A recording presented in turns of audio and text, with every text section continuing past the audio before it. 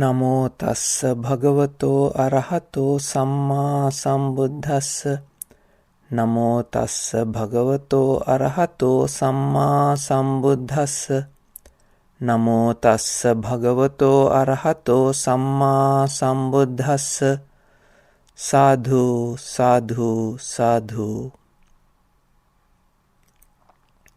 Lord Buddha's warning to me as I was trapped in Buddhist mindfulness and meditation business. Hello everyone. Today we'll discuss about the Buddhist meditation situation around the world. I was following quite a few famous and well-known Buddhist meditation teachers all over the world. I listened to thousands of talks on meditation and tried different meditation techniques, from walking, breathing to kasinas. I had various color kasinas stick to my basement wall. Tried the light kasinas as well.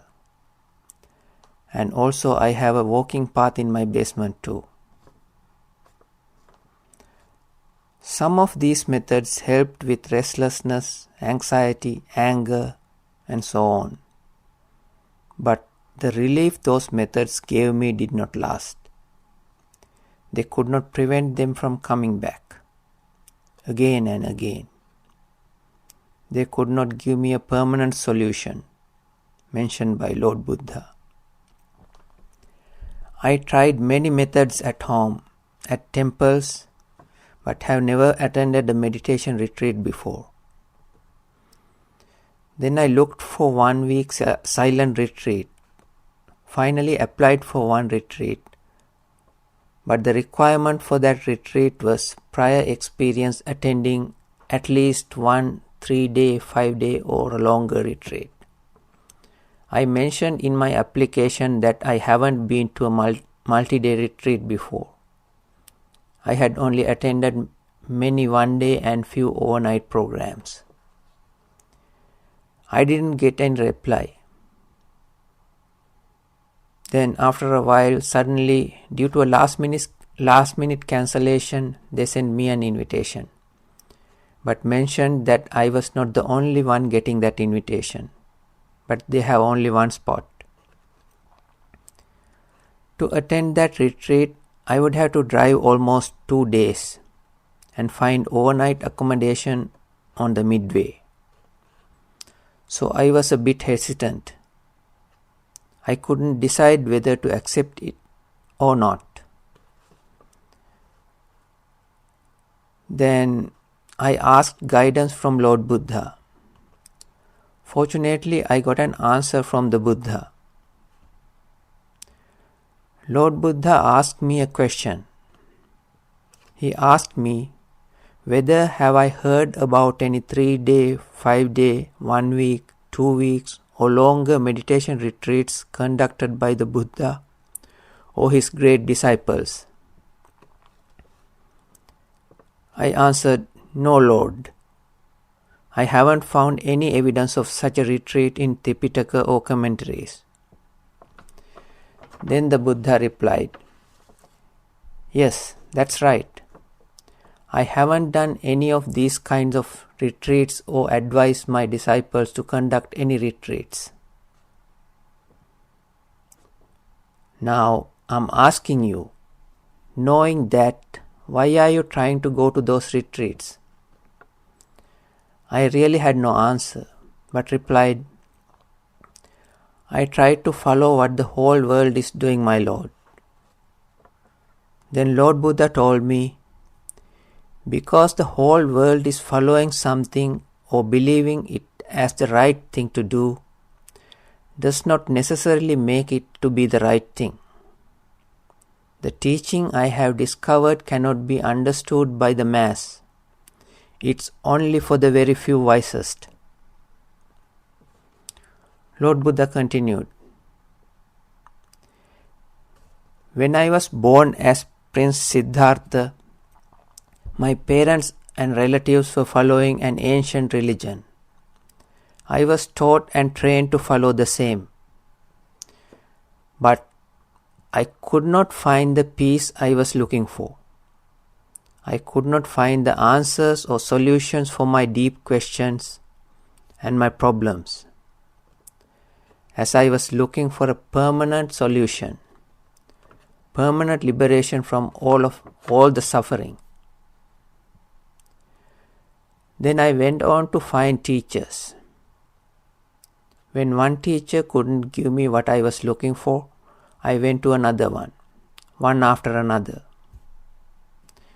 I mastered all 8 absorption states very quickly, all 4 jhanas and 4 samapattis.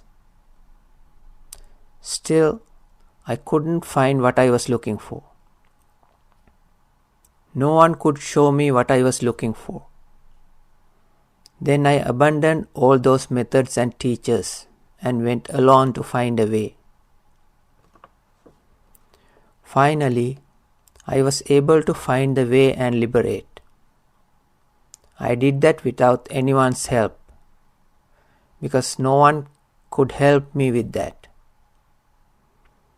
I found the only way to liberation from all the suffering and began to teach others how to do the same. I taught everyone their separate and unique way to liberation.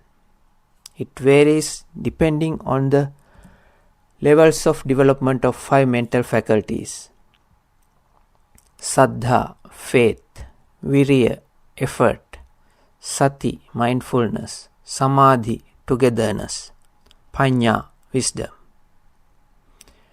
Everyone who had developed those 5 mental faculties to a necessary level for realizing the Dhamma earned the benefit, the ultimate liberation. No suffering anymore. But as time passed, things changed. The very unfortunate situation in your time is that majority of people who follow the methods I have abandoned a long time ago, because those methods couldn't give the result I was looking for. So, if somebody really wants to reach where I want everybody to reach, they have to follow the correct path and correct sequence of practices. The majority do not understand this. That's why those who reach the end goal are extremely rare in your time. Very few people follow my instructions correctly.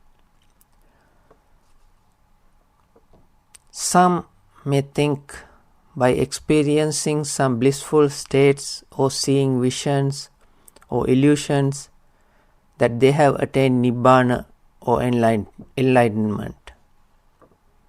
They are mistaken. They are lost in the middle of nowhere. Anyone can reach Nibbana only if one follows my instructions correctly. They have to be persistent until they reach the goal, because the time needed for that depends again on the level of maturity of the 5 mental faculties. Lord Buddha told me about the rarity of this human life and advised not to waste this precious opportunity. I was very grateful to the Lord Buddha for saving my precious life from wasting on useless methods. If I did not receive his help, I would have to continue suffering in this almost endless samsara. Thank you, Lord. Thank you, Lord Buddha. I realized from your teachings that I can thank you by not saying words, only by following your teachings and ending this suffering permanently. That's the real thank you wanted. The Lord Buddha also warned about some misinformation regarding himself and regarding the way to liberation. He warned that after his final passing, others who did not follow his teachings may name him as a reincarnation or an avatar of some deity. Some other teachings will incorporate some of Lord Buddha's teachings into their own, only to confuse people and get fraudulent gains.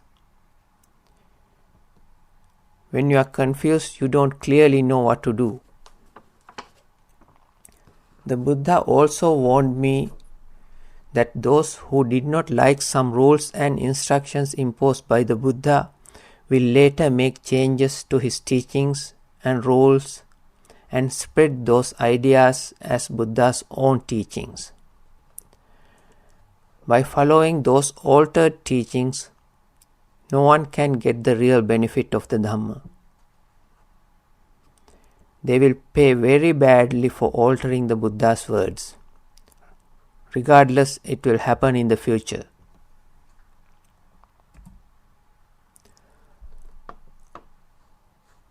This is in the Samyutta Nikaya 20.7 Ani Sutta.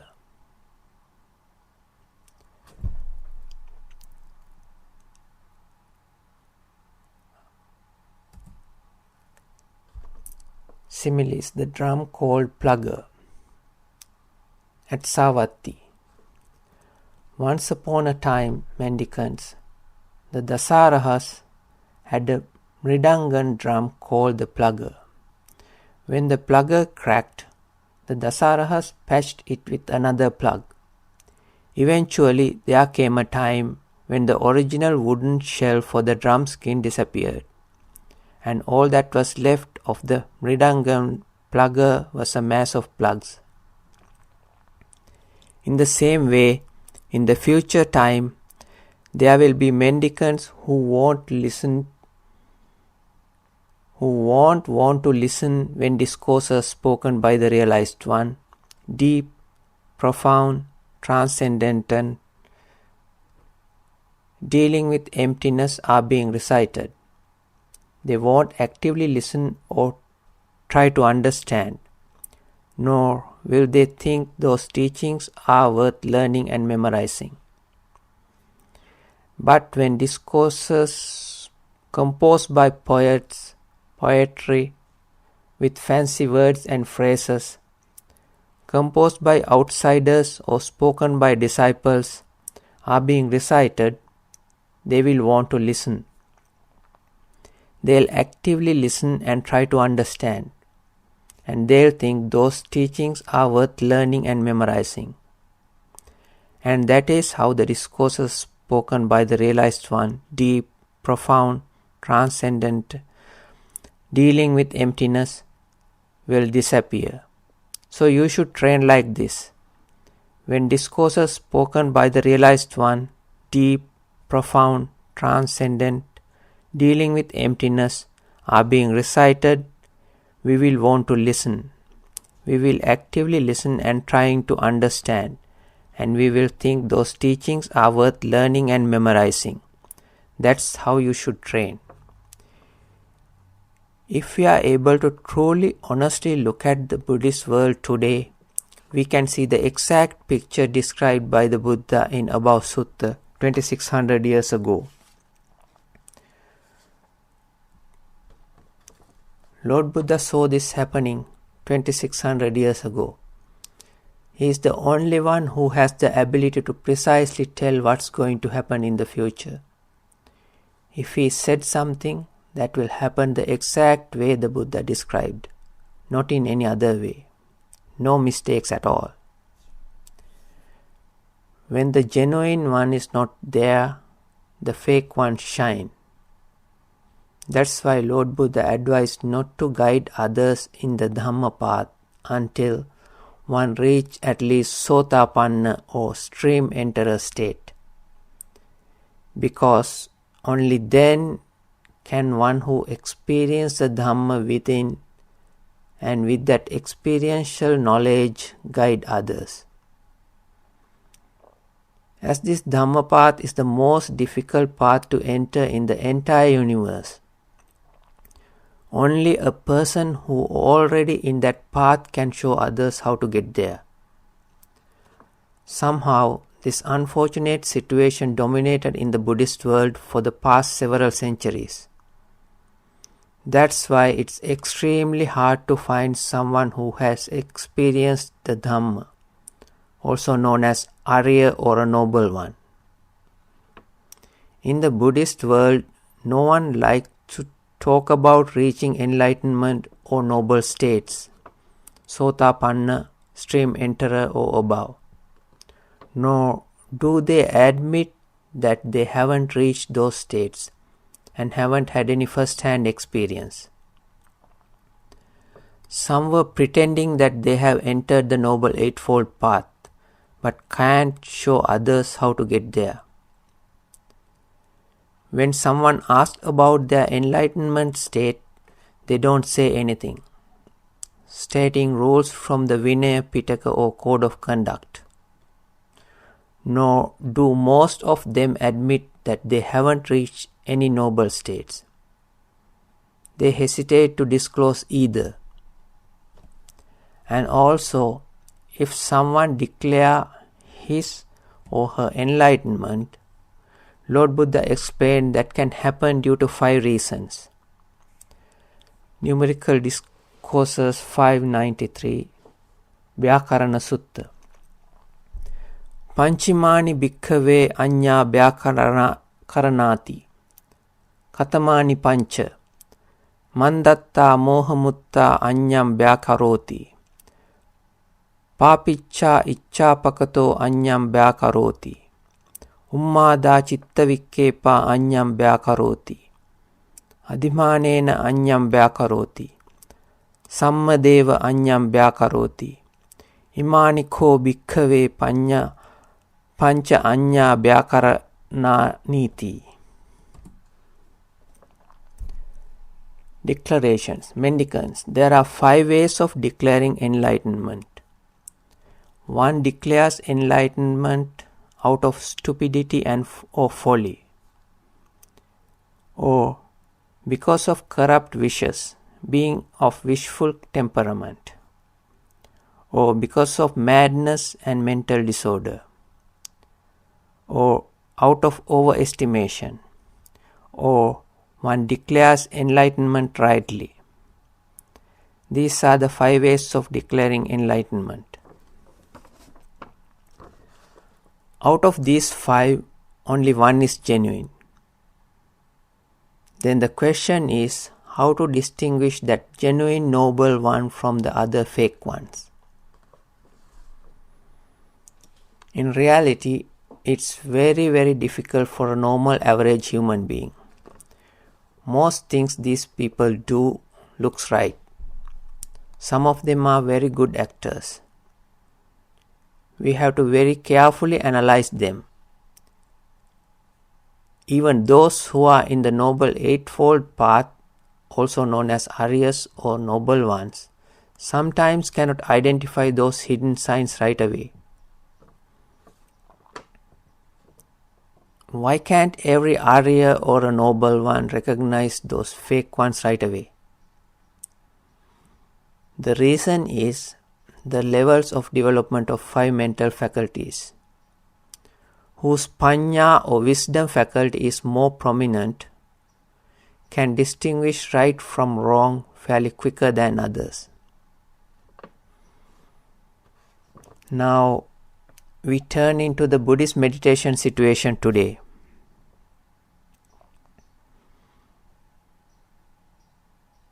The global meditation industry is currently valued between 8.5 and 9.6 billion US dollars, with projections estimating it will surpass 20 to 37 billion by the early 2030s. The market is rapidly expanding, driven heavily by smartphone applications, workplace wellness programs, and a broader focus on preventive mental health.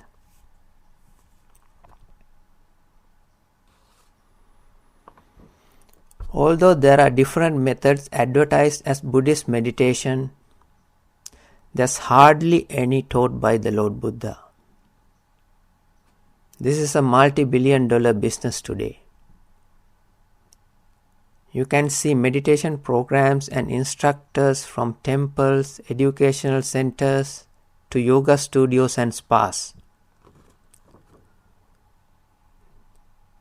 They have Buddhist meditation and mindfulness courses for beginners, advanced meditators, even courses training the trainers.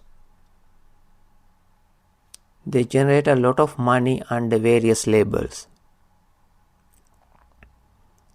If you search in the internet, you can find hundreds of those courses. In our time, in order to teach meditation to others, you have to have educational and practical qualifications. Because our brains are washed to recognize the ability to do something always comes through formal education. But I'm telling you that no educational institute, whether Buddhist or not, can ever teach the real meditation taught by the Lord Buddha. None. Absolutely zero. Because real meditation taught by the Buddha can only be correctly understood by a noble person, an Arya, no one else. One can be a monastic their whole life, reaching all jhanas easily without realizing the Dhamma. They got caught in the blissful, serene states of jhanas without having permanently escaped from suffering, and without eliminating the possibility of being reborn in a lower realm. No guarantee whatsoever. Only a Sotapanna or stream enterer or above has the guarantee of not being reborn in a lower realm ever. They only go forward until reaching the full liberation.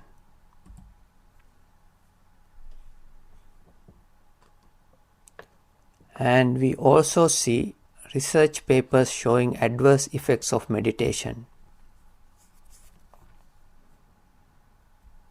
Engaging in meditation and increased nausea during meditation. Most common adverse effects are anxiety and depression.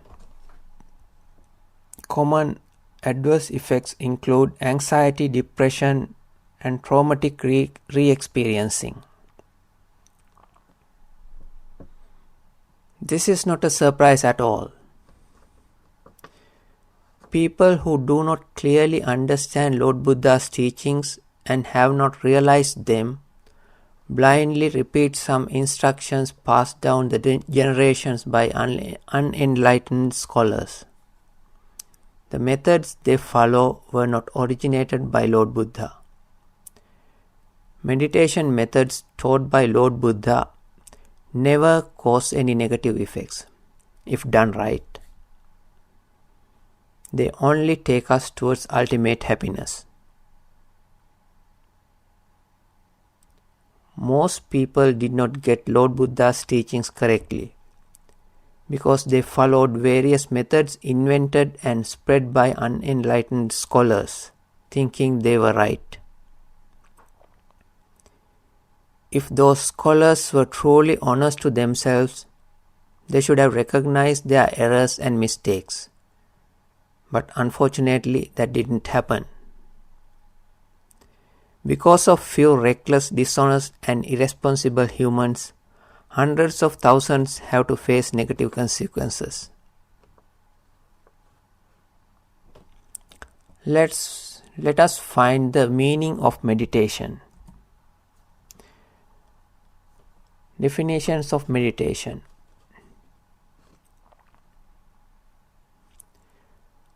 A variety of practices that focus on mind and body integration and are used to calm the mind and enhance overall well-being. The act of giving your attention to only one thing, either as a religious activity or as a way of becoming calm and relaxed. Focusing one's mind for a period of time. To engage in mental exercise, such as concentrating on one's breathing or repetition of a mantra for the purpose of reaching a heightened spiritual awareness. Original Latin meaning: thinking deeply about something. I found all of them in the internet.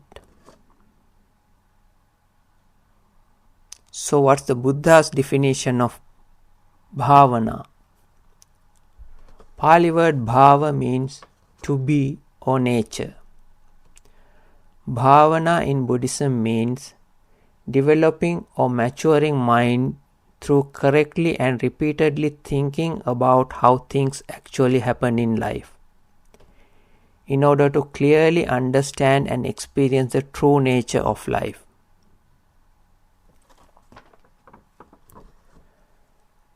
Actually, the original Latin meaning is the closest, but incomplete. May have influenced by Lord Buddha's teachings. I'm not sure. Now, how we can understand the true nature of our lives? That's the main focus addressed by the Buddha.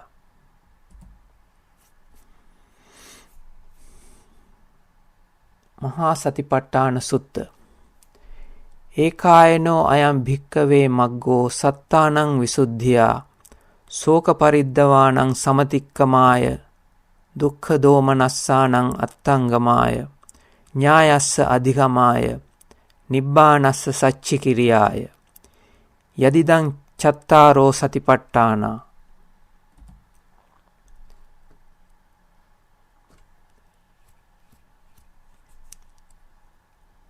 The Greater Discourse on Mindfulness Meditation. Lord Buddha explained, Mendicants, the 4 kinds of mindfulness meditation are the one and only path to convergence. They are in order to purify sentient beings, to get past sorrow and crying, to make an end of pain and sadness, to discover the system, and to realize extinguishment. As you see, that's the only way. What Lord Buddha taught in this great teaching, misunderstood by unenlightened scholars in the past, spread something they thought were correct. Afterwards, people began to follow those, thinking that's the correct way. That's why they could not reach the real goal of Lord Buddha's teachings. But there's a prerequisite most of us missed. Not everyone can follow the 4 satipatthanas or 4 mindfulness meditation, no matter how hard they try. Bhikkhu Sutta. Tasmatiha tvam bhikkhu adimeva visodehi kusalesu dhammesu kocha adi kusalanam dhammanam silancha suvisuddham ditticha ujuka yato kote bhikkhu silang suvisuddham bhavissati ditticha ujuka tato tvam bhikkhu silang nissaya sile patittithaya chattaro satipatthane tividhena bhaveyasi.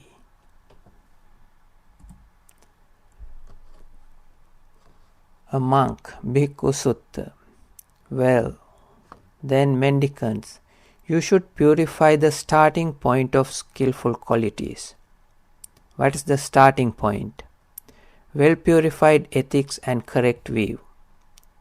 When your ethics are well purified and your views correct, you should develop the 4 kinds of mindfulness meditation in 3 ways, depending on and grounded on ethics. So what's the starting point? Well-purified ethics and correct view. Now, who has got well-purified ethics and correct view? That's Sotapanna or stream enterer.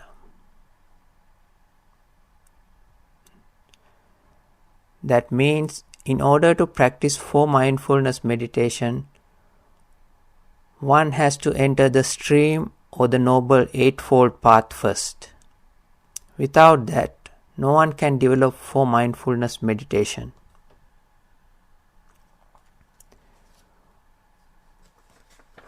Almost all so-called Buddhists miss this crucial requirement. They try to develop 4 satipatthanas without entering the path. Would it work? Definitely not. This is not my opinion, these are Lord Buddha's words. In order to practice 4 mindfulness meditation, or the one and only path to liberation, one has to enter the Noble Eightfold Path first. Without that, no one can practice real mindfulness meditation. Unfortunately, that main requirement is missed by most Buddhists. Now, the most important question is how to enter the Noble Eightfold Path, or how to become Sotapanna or stream enterer. Don't worry, Lord Buddha showed us how to do that. Dutiya Sariputta Sutta Sotapatti Anganti Hidam Sariputta Uchchati Katamanuko Sariputta Sotapatti Anganti Sappurisa Sansevo hi bhante Sotapatti Angang Saddhamma Savanang Sotapatti Angang Yoniso Manasikaro Sotapatti Angam Dhammanu Dhamma Patipatti Sotapatti Anganti.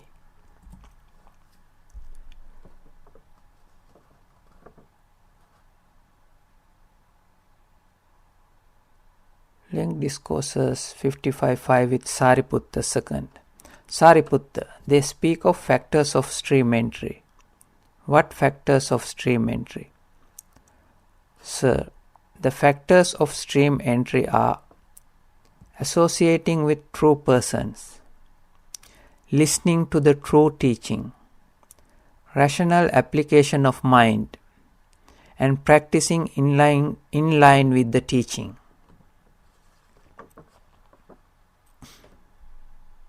Above explanation can also be